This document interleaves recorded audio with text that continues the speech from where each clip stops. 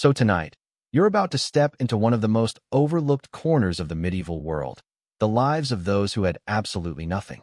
We're not talking about poor farmers with tiny cottages and struggling vegetable gardens, but about the people who slept beneath bridges, curled against church walls, and prayed that the cold would spare them until sunrise. Before you settle in, leave a like if you enjoy this kind of journey. Subscribe only if you truly want more stories like this. Tell me where you're watching from and what time it is there. Then dim the lights. Let a soft fan fill the room with gentle white noise. Pull the blanket a little closer and maybe keep your feet tucked in, because the imaginary medieval rats have never been known to respect personal space. Now pause for just a moment and imagine a life without a home, without money, and without a single person waiting to help you if everything went wrong. Did churches really feed the poor, or did homeless people sleep when winter arrived? And could anyone survive for years by relying only on the mercy of strangers without losing hope completely? Congratulations, because in the next instant you are no longer sitting comfortably in the modern world. You have just awakened beneath a stone bridge somewhere in Europe during the year 1350. You own no house, no secure place to return to, and no family standing nearby to make tomorrow easier than today. Your only objective is painfully simple: stay alive long enough to find food, avoid arrest, and somehow reach another sunrise before your luck finally disappears. That may sound like a small goal, but how long do you think you could survive if every new morning began exactly the same way? The first thing you notice is not sunlight, but the freezing stone pressing into your back, as though the bridge itself has decided that comfort no longer belongs to you. Around you, other exhausted figures wrapped in ragged cloth snore, cough, and shift in restless sleep, creating a rough chorus that no modern relaxation playlist would ever dare include. Welcome to your bedroom, where there are no walls to protect you, no mattress to soften the ground, only damp straw, unforgiving rock, and the fragile hope that nobody forces you to leave before the day has properly begun. For several quiet moments you remain exactly where you are, because standing up means accepting that another difficult day has officially started. Water drips steadily from the stone overhead, while somewhere beneath the bridge someone coughs with the unmistakable sound of an illness that has lingered through too many winters already, and you silently hope that your own breathing never begins to sound the same. Even before taking your first step, your body reminds you that every night spent here leaves behind a new collection of aches that no comfortable bed will ever have the chance to erase. Your back throbs with the deep, stubborn pain that comes only from sleeping on bare stone, while your feet feel half frozen and your neck protests every slight movement. There is no orthopedic mattress waiting to relieve the pressure, no memory foam pillow promising a restful night, only damp straw that has long since lost any trace of comfort, and muscles that must somehow obey you for another exhausting day. Before you have even eaten a single bite, your body already feels as though it has completed a lifetime of hard labor. The little community beneath the bridge slowly begins to wake alongside you.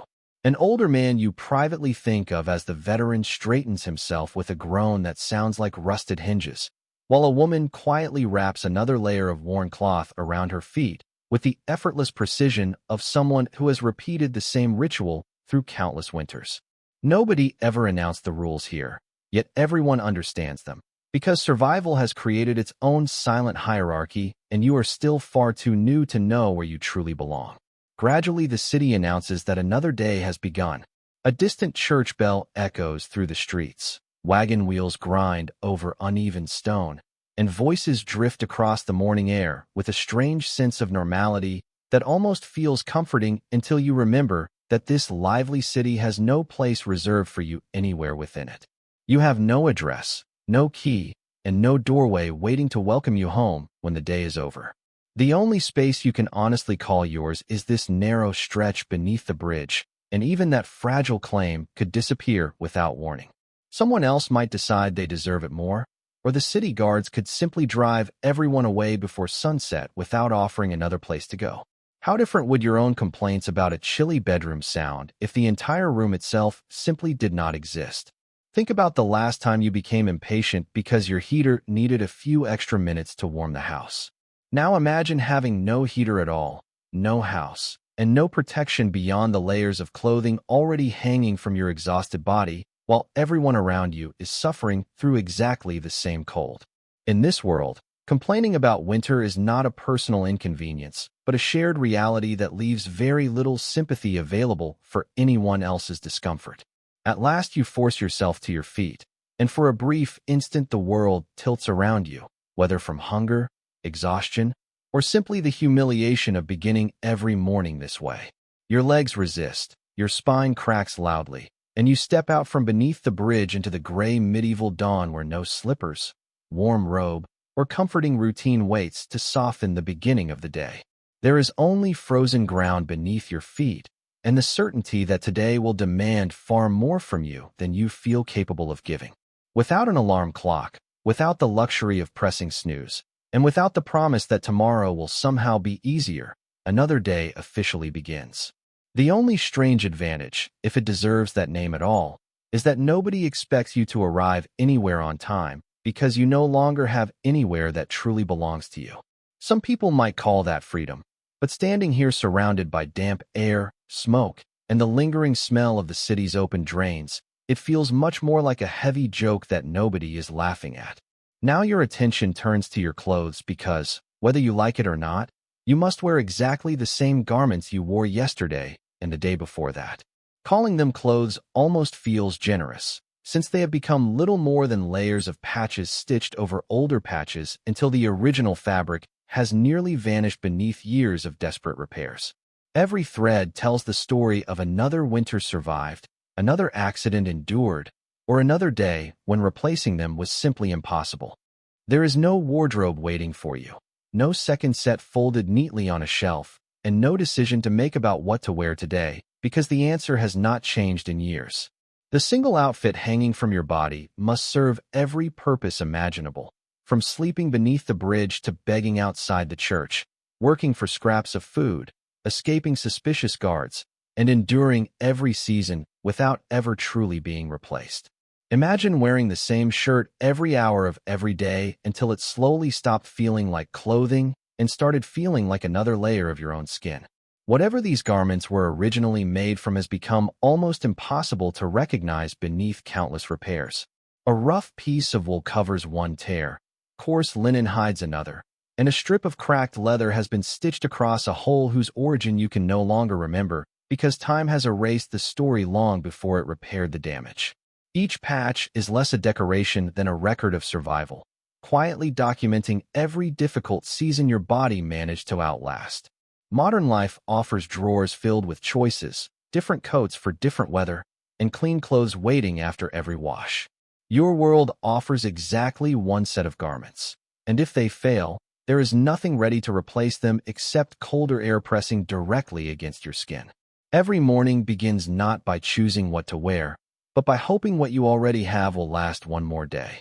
As for washing those clothes, that idea has become almost meaningless. Clean water is too scarce, too cold, and often too contaminated to waste on smelling pleasant when simply staying alive demands every available resource. Before long, you stop noticing your own scent because everyone around you carries exactly the same mixture of smoke, sweat, damp cloth, and endless hardship. If you are fortunate enough to own shoes, they barely deserve the name anymore. Their worn soles separate your feet from the frozen ground by only the thinnest layer of exhausted leather, while many of the people around you have no footwear at all and walk barefoot through every season until years of calluses become the closest thing they possess to protection. Suddenly, complaining about a new pair of shoes that pinches your heel for a day feels almost impossible to justify. Strangely enough, despite their miserable condition, you begin to feel protective of these old clothes. Every repair was made with your own hands using a crude bone needle and thread acquired however necessity allowed, making these patch garments the only true possessions left in your life. A collector of expensive fashion might understand that feeling of ownership immediately, although for reasons completely different from yours. Whenever the wind grows stronger, you can identify every weak stitch without even looking. You feel the places where the fabric has become paper thin, where another winter may finally tear it apart, and where the cold slips through with almost deliberate precision as though it already knows every weakness in your defenses. Your clothing has become a map of every hardship your life has passed through, stitched directly onto your body, one repair at a time. With your clothes adjusted as well as they possibly can be, your thoughts inevitably turn toward breakfast. Or rather, you accept once again that breakfast, as most people imagine it, simply does not exist in your world, because your morning meal is usually nothing more than the sound of your own empty stomach demanding something it is unlikely to receive. If fortune happens to smile on you, there may be a discarded crust of bread somewhere in the city, but if it does not, then your first meal of the day will be hope itself, swallowed together with whatever questionable water you manage to find before hunger grows even louder. There is no table waiting for you, no warm loaf fresh from the oven, and certainly no quiet debate over whether today calls for tea or coffee. Instead, you stand with an empty stomach, weighing your options even though they barely deserve the name, because they amount to almost nothing or absolutely nothing at all.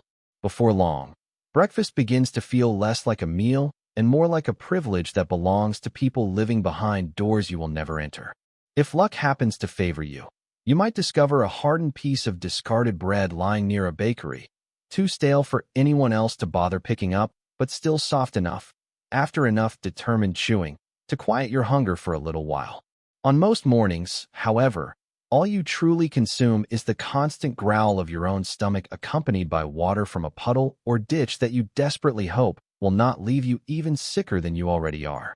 Hunger has a way of turning the smallest possibility into something worth chasing with all the strength you have left. Think about your own mornings, when rushing out the door without a proper breakfast already feels like a terrible start to the day. Now imagine beginning the morning with no meal at all and absolutely no certainty that lunch, or even dinner, will exist either, because those are possibilities rather than guarantees. The difference between "I skipped breakfast" and "there was never any breakfast to skip" is far greater than those two sentences first appear. Your stomach, of course, has no interest in history or economics. It does not care about medieval poverty, failed harvests, or the unfairness of your situation, because it keeps demanding food with relentless determination hour after hour. No matter how skilled you become at ignoring it, hunger always finds another way to remind you that your body cannot survive on determination forever. Over time, you learn to push those sensations into the background, but they never disappear completely. Every ache in your stomach competes with every thought in your mind until finding something to eat becomes the silent purpose behind every decision you make throughout the day. It is difficult to think about tomorrow when your body refuses to stop asking for today. Still, one place offers a fragile possibility of relief. The great stone church, with its towering walls, ringing bells, and steady stream of worshippers, represents your best chance of finding food before night falls. Whether you arrive with hope or desperation hardly matters anymore, because your feet have already decided where they are taking you. For you, the church is far more than a place of worship. It serves as your workplace, your social gathering place, and your only realistic source of income, all wrapped into a single building whose entrance becomes the center of your daily survival. Long before the first service begins, you are already searching for the best possible position outside its doors. You extend your hand while carefully arranging your expression somewhere between visible hardship and quiet restraint. Looking too comfortable convinces people you do not need help, while appearing too desperate can make them uncomfortable enough to look away entirely. So every glance, every posture, and every movement becomes part of a performance refined through necessity rather than choice. How strange is it that even begging demands experience, practice, and careful strategy if you hope to survive another day? The best places disappear quickly. The spots closest to the church entrance, where wealthier worshippers naturally pass, are claimed early every morning with the seriousness of merchants competing for valuable storefronts, because location matters just as much here as it does in any successful business. The only difference is that the product you are offering is your own visible hardship and the silent promise that a small act of charity may ease someone else's conscience. After watching countless mornings unfold, you settle near the main doorway where generous hands seem slightly more common than elsewhere. Even your posture becomes carefully calculated, because bending too low looks theatrical, while standing too confidently suggests that you are not truly in need, leaving you to search constantly for the narrow space between dignity and desperation. Survival, you discover, depends as much on reading people as it does on enduring hunger. The faithful begin arriving one after another. Some pass by as though you are no more remarkable than another stone in the pavement, never allowing their eyes to rest on you long enough to acknowledge that a real person is sitting there.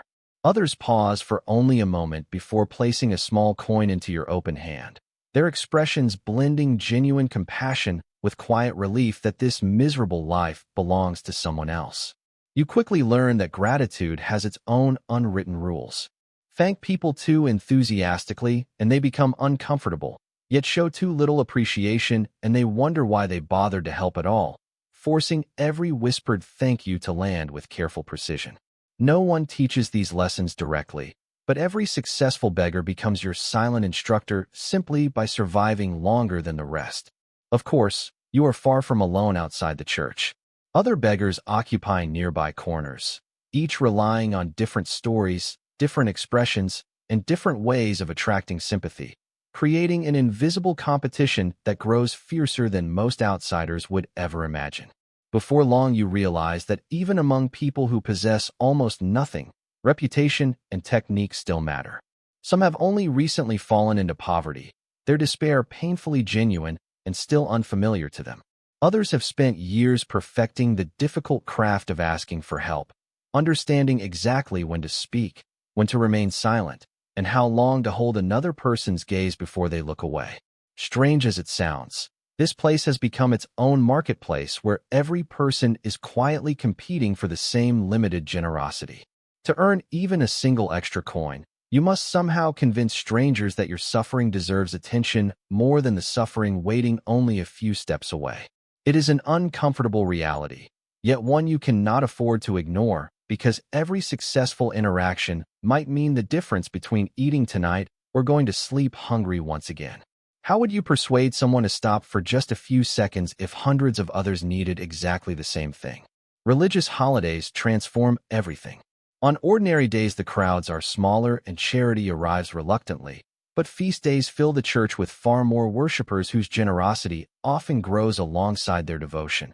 And without ever studying theology, you slowly memorize the religious calendar simply because your survival depends upon knowing exactly when compassion is most likely to overflow into open hands. For hours you remain in the same place with your hand outstretched, shoulders slightly lowered, welcoming the weak warmth of the sun whenever it appears and enduring the sharp wind whenever it returns. It is work, even if no one officially recognizes it as such. And like every other occupation, it has good days, disappointing days, and evenings when you walk back beneath the bridge carrying almost nothing more than you had when the morning began. That endless routine slowly reveals something unexpected about this world, because even among people who own almost nothing, an invisible order quietly governs everything. Yes, even poverty has its own hierarchy. The beggars officially tolerated by the city look at newcomers with the same weary superiority that a veteran employee might reserve for someone on their very first day, and every corner already belongs to someone whether you realize it or not. You are about to discover those unwritten rules in the most embarrassing way possible. One morning, without knowing any better, you settle into the favorite place of an older beggar known simply as the Old Man. He approaches, studies you with a mixture of irritation and quiet amusement, almost as though he has found a stray dog sleeping in the wrong bed, and says absolutely nothing because words are unnecessary. The silence alone tells you everything you need to know, and before long you quietly gather your things and retreat to a much less profitable spot farther from the church entrance. Then you learn something even stranger. Believe it or not, certain beggars actually possess official permission from the city to ask for alms, licenses usually granted to the elderly, the disabled, or those whom local authorities consider deserving of public charity. You, of course, have no such privilege, making you something that sounds almost absurd when spoken aloud, an illegal beggar. Some of those licensed beggars wear small badges or symbols identifying them to the guards. Those simple markings quietly announce that they are allowed to remain, while people like you can be removed whenever the authorities decide, creating a system where even absolute poverty is divided into ranks, privileges, and categories. Misery, it turns out, has found its own bureaucracy. You watch the experienced beggars greet one another, exchange information about which streets seem more generous today, and politely overlook newcomers who have not yet earned a place among them. It resembles an informal guild with no written charter and no official meetings, yet everyone understands its customs because breaking them carries consequences just as real as violating any written law. Respect here is earned through endurance, not generosity. Imagine starting a new job where seniority is measured by how many winters someone has survived beneath the same bridge. That comparison sounds ridiculous until you realize it describes your life surprisingly well, because you must patiently accept your position at the very bottom while learning customs that no one will ever bother explaining aloud. Every mistake announces that you are still an outsider. Little by little, the system begins to make sense. Certain corners receive heavier foot traffic. Some hours of the day bring more generous passers-by than others. And when an older beggar finally dies from illness, cold, or simple old age, the location they once occupied quietly becomes available to whoever has waited long enough for the opportunity. Even here, advancement arrives only after someone else's place becomes empty. After several weeks of watching, listening, and making as few mistakes as possible, you finally manage to negotiate a slightly better place with another beggar who guards his territory less fiercely than the others. It is hardly a promotion worth celebrating, yet you feel a quiet sense of achievement because victories in this world are measured in inches rather than miles. There are no cheers, no rewards, only the silent satisfaction of knowing that tomorrow might bring 1 or 2 more coins than yesterday. While you slowly learn to navigate this invisible social ladder, your body is fighting an entirely different battle without asking your permission. Tiny enemies settle into your clothes, your hair, and your skin with relentless determination, turning every hour into an endless contest against itching that never truly stops. Before long, scratching becomes such a constant habit that you barely notice yourself doing it anymore. Lice claim your scalp as though it were territory waiting to be conquered. They require no invitation and show no concern for your discomfort, multiplying with astonishing persistence, while every attempt to remove them by hand feels painfully slow and almost completely pointless. The longer you spend beneath the bridge, the more you understand that this is simply another part of daily life. Fleas prefer different parts of your body, darting effortlessly through the folds of your patched clothing with an agility that would impress any athlete if the circumstances were not so miserable. Every bite delivers another wave of fierce itching, reminding you that your body has become an open banquet for creatures far smaller than yourself. They demand nothing from you except blood, and they take it without hesitation. Then there are the strange patches spreading across your skin. They appear quietly, expand without explanation, and refuse to disappear because there is no physician, no medicine, and rarely even enough clean water to wash yourself properly. Eventually, you stop wondering what they are called and simply accept them as one more burden among many. Skincare, in your world, is almost an impossible concept. There are no soothing creams, no clean towels, no hot baths waiting after a difficult day, only weather-beaten skin forced to endure cold, dirt, smoke, and constant exposure with remarkable resilience. Survival leaves little room for vanity when simply remaining healthy already feels beyond your control. The itching becomes so familiar that it fades into the background of your existence. You scratch your head while waiting outside the church, your arms while walking through the market, and your legs while trying to fall asleep beneath the bridge, never feeling embarrassed because everyone around you is doing exactly the same thing. Shared misery slowly transforms discomfort into normality. Oddly enough, even this relentless irritation creates moments of dark humor. Someone jokes about whose lice have become the most ambitious. Laughter spreads through the group despite the circumstances. And for a brief moment, the endless scratching becomes something almost capable of bringing people together. When laughter costs nothing, it becomes one of the few luxuries nobody can take away from you. The lice do not care whether someone has survived 10 winters beneath the bridge or only arrived a few weeks ago. The old man scratches just as often as everyone else. The woman who wraps her feet every morning hides the same irritated patches beneath her rags, and the tiny parasites erase whatever differences might still exist among the people sharing this miserable shelter. In this strange way, discomfort becomes the only thing distributed with complete fairness. As the days grow shorter, however, You begin to realize that these relentless pests are only a minor annoyance compared to what is waiting just ahead. Winter approaches quietly at first, and every experienced face beneath the bridge seems to recognize its arrival long before the first truly brutal night ever comes. What if the greatest threat to your survival is not hunger, disease, or the guards, but the cold itself? When winter finally settles over the city, it does not knock politely because there is no door left for it to knock on. It slips directly into your bones, settles there like an unwelcome guest, and refuses to leave no matter how tightly you wrap yourself in the few layers of cloth you possess. Before long, you discover that many of the people around you will never live to see spring. This is nothing like the brief discomfort of hurrying from a heated car into a warm house. The cold follows every breath you take, steals the feeling from your fingers one by one, and stretches every night into what feels like an endless struggle between sleep and survival. You begin watching the faces around you almost as carefully as you watch the weather. Cracked lips, pale skin, and trembling that refuses to stop even beneath every available scrap of cloth become familiar sights. By simply observing those around you, you learn that the human body has limits, and that the medieval winter seems almost determined to discover exactly where those limits lie. Every morning someone looks slightly weaker than they did the day before. The nights are always the hardest.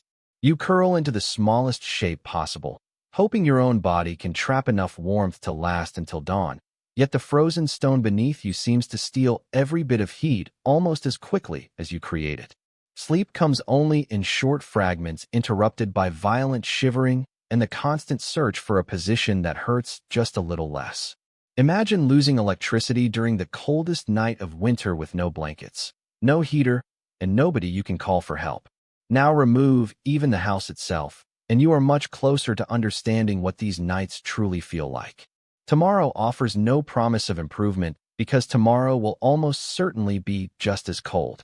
You stop counting how many familiar faces quietly disappear before sunrise. There are rarely dramatic farewells or elaborate funerals. Only another still body discovered beneath worn blankets, while the remaining people beneath the bridge gather with tired sadness to arrange whatever simple burial circumstances will allow.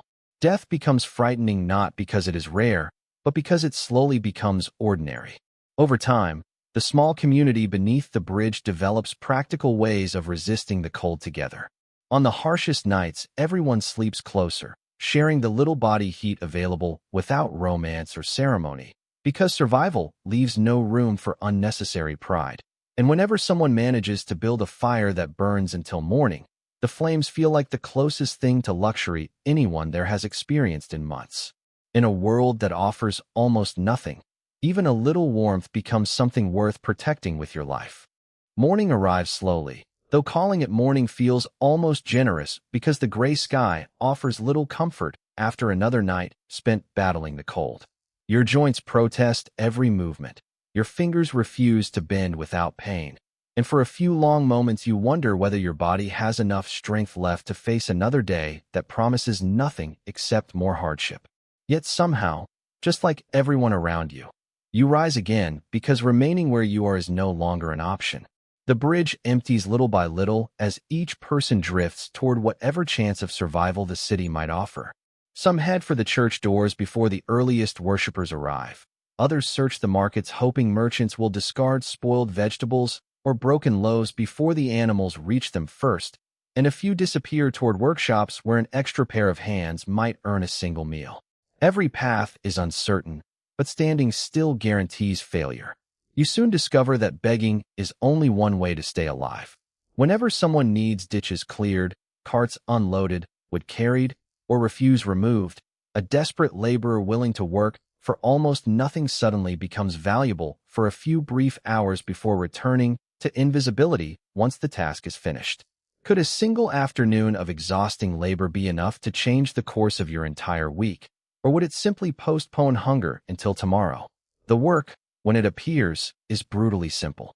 You haul stones until your shoulders burn, drag heavy barrels across uneven streets, or sweep away filth that wealthier citizens would rather pretend does not exist, all while knowing that another hungry person is waiting nearby to replace you the moment your strength begins to fade.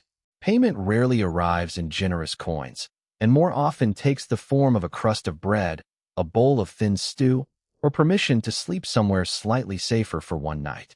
Even those small opportunities attract fierce competition. Men and women gather before sunrise wherever temporary work might appear, studying every approaching merchant with quiet expectation because everyone understands that only a handful will be chosen while the rest return to the streets empty-handed. Hope rises and disappears several times before midday, and each disappointment becomes easier to hide than the one before. When fortune finally favors you, the relief feels almost unbelievable. A merchant points in your direction, motions toward a wagon loaded with sacks, and within moments you are lifting far more weight than your tired body wants to carry, because refusing is simply unthinkable. Every aching step becomes an investment in survival, and every completed journey between wagon and warehouse brings the possibility of eating before darkness returns. By the time the work is finished, your hands are raw and your muscles tremble with exhaustion. The merchant presses a few small coins into your palm without ceremony, already looking past you toward the next problem demanding attention, while you stare at the payment for a heartbeat longer than necessary, because those tiny pieces of metal now represent another chance to stay alive. Strange how something so small can suddenly feel more valuable than gold. You leave before anyone changes their mind, closing your fingers tightly around your earnings as though they might vanish into thin air. Hunger immediately begins calculating what those coins can buy. Your mind follows the same path without hesitation. And for the first time in several days you allow yourself to imagine ending the evening with something warmer than stale bread. That fragile hope alone makes the city seem just a little less unforgiving, even if only until the next sunrise. With those precious coins hidden safely inside your clothing, you make your way toward the market before the stalls begin to close. Every step forces another difficult calculation, because spending everything today might leave you starving tomorrow, yet saving too much could mean collapsing from hunger before the next opportunity ever arrives. How do you decide between surviving this evening and preparing for a future that has never promised to exist? The market assaults every one of your senses at once.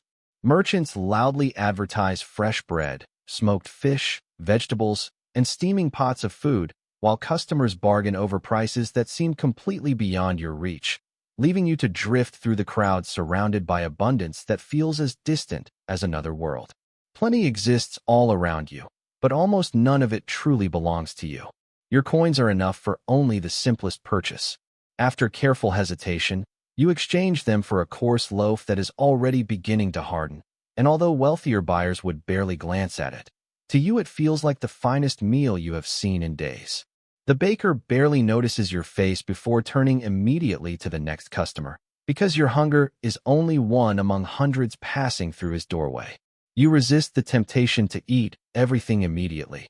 Instead, you break the bread into smaller pieces, chewing each bite slowly enough to make it last while quietly setting aside a portion for later, knowing that discipline often feeds you longer than appetite ever could. Even this modest meal becomes an exercise in survival rather than enjoyment. Around you, life continues with remarkable indifference.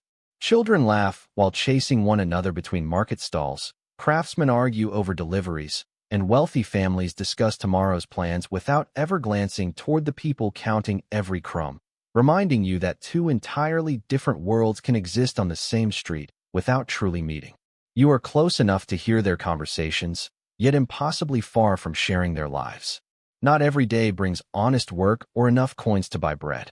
Sometimes the market itself becomes your final hope, and you wait patiently until merchants begin packing away their goods, watching carefully for damaged fruit, spoiled vegetables, or scraps considered too worthless to sell, but still valuable enough to keep another person alive. Waste, for someone else, often becomes opportunity for you. Timing matters almost as much as courage.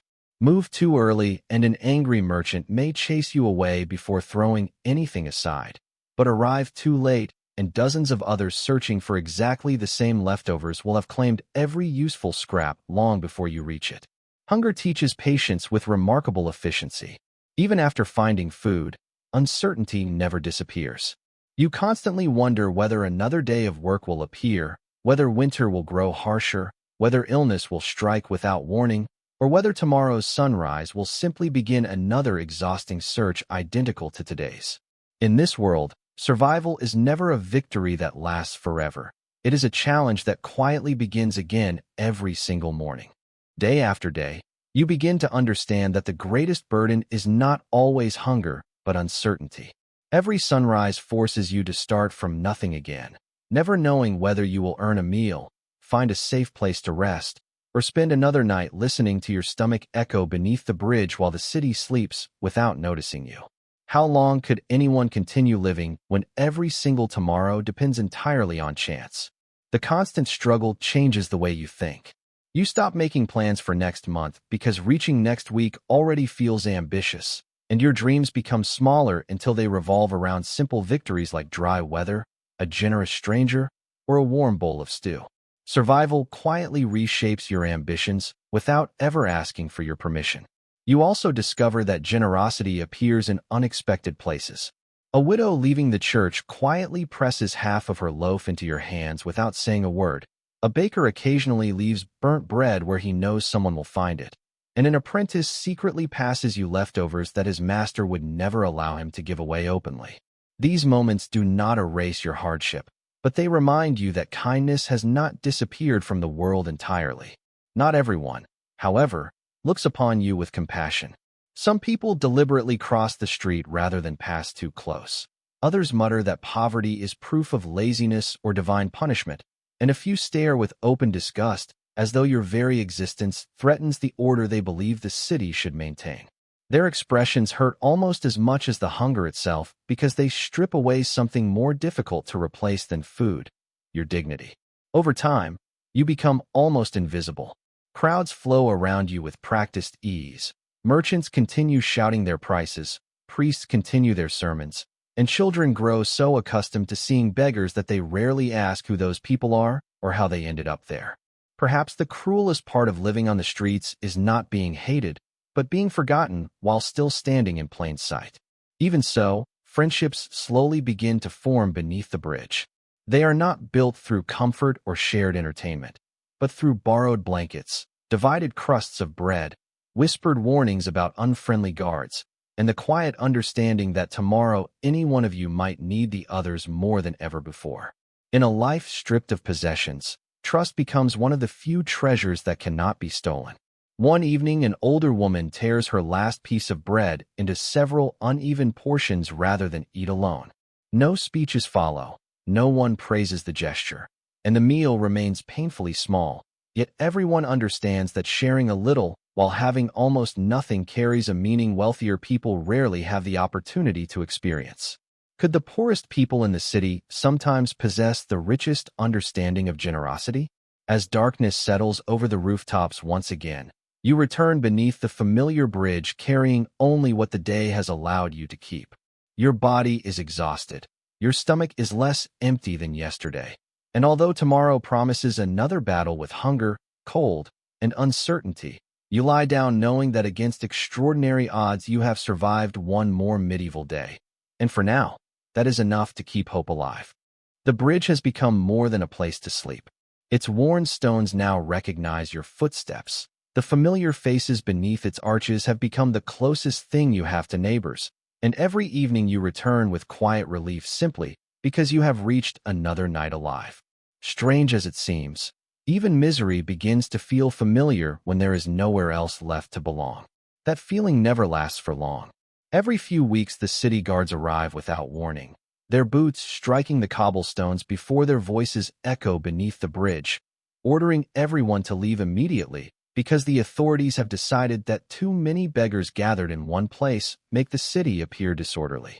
No one argues, because experience has already taught everyone how pointless resistance can be.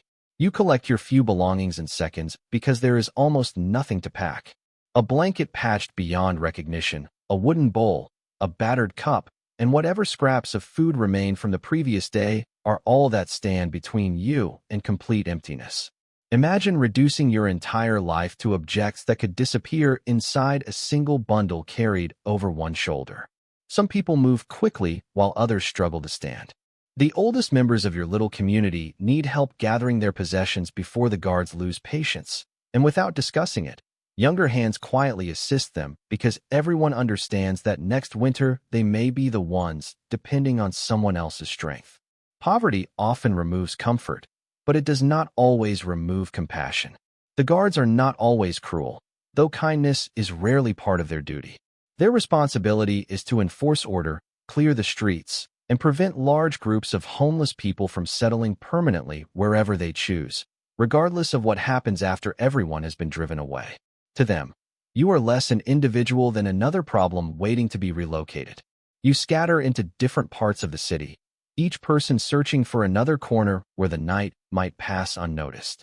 Churches, abandoned buildings, market awnings, empty sheds, and narrow alleys all become temporary shelters until someone else decides you no longer belong there either. Home is no longer a destination, but a question repeated every evening. There are nights when fortune offers an abandoned stable with enough straw to soften the ground. Other evenings provide nothing except a doorway that blocks part of the wind, leaving you awake through most of the darkness because deep sleep feels too dangerous when anyone could rob you or force you to move before dawn. Rest itself becomes another luxury that survival cannot always afford. Eventually, after enough wandering, many of you drift back toward the same bridge once the attention of the authorities fades. No one announces the reunion, yet familiar faces slowly return one after another until the small community quietly reforms beneath the old stone arches, proving that even when people own almost nothing, they still search for somewhere and someone that feels like home. The rhythm of the seasons slowly becomes the rhythm of your life. You no longer measure time by festivals, royal decrees, or important dates, but by the arrival of bitter frost, the first warmth of spring, the exhausting heat of summer, and the damp winds that quietly announce another autumn before you have recovered from the last one. Every season changes the city, yet each one brings its own dangers for someone with nowhere to hide. Spring offers a fragile sense of relief after the endless grip of winter. The air softens, longer days make it easier to search for work, and merchants once again fill the streets with activity, creating new chances to earn a few coins carrying goods or cleaning market stalls before business begins. After months spent fearing the cold, even a gentle breeze begins to feel like an unexpected gift. Summer introduces an entirely different struggle. The heavy sun beats down on uncovered streets.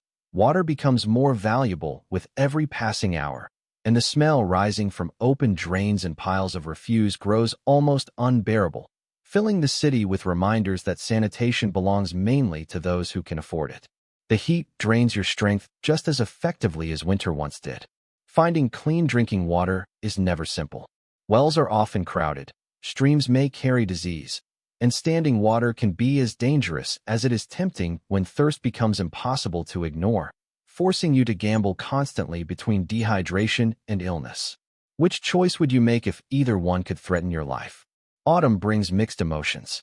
Harvest season briefly increases the chances of finding temporary labor and discarded food, but every falling leaf also reminds you that winter is quietly making its return, giving you only a short time to prepare for hardships you already know far too well. Hope and anxiety begin walking side by side once again. The experienced beggars notice these changes before anyone else. They begin collecting extra scraps of cloth, repairing blankets one final time, and searching for better places to shelter from the wind while there is still enough daylight to work, because surviving winter depends far more on preparation than on luck alone. Every small decision made now may determine whether spring is something you will live to see. You follow their example without hesitation. Every loose thread is stitched back into place. Every usable piece of fabric is carefully saved, and every small advantage is protected as though it were treasure, because experience has already taught you that comfort is temporary while hardship is always waiting nearby. In this life, wisdom often arrives disguised as necessity. As another season begins to fade into the next, you realize something remarkable. The city has never truly become easier, yet you have changed in ways you could never have imagined on that first freezing morning beneath the bridge, learning that survival is not built from dramatic victories, but from countless small decisions repeated every single day until they quietly become the difference between life and death.